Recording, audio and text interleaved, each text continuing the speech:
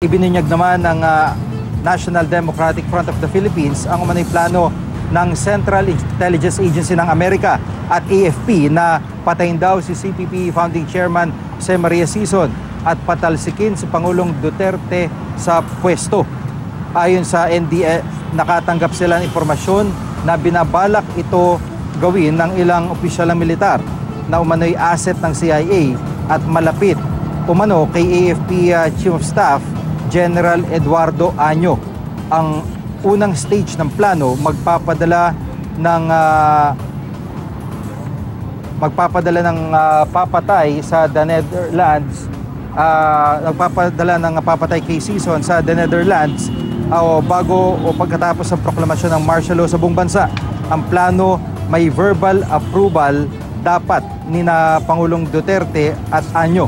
Ayon sa NDF, sa anilay second stage, magkakaroon naman ng kudeta para patalsikin si Pangulong Duterte dahil sa pag-collaborate sa mga komunista.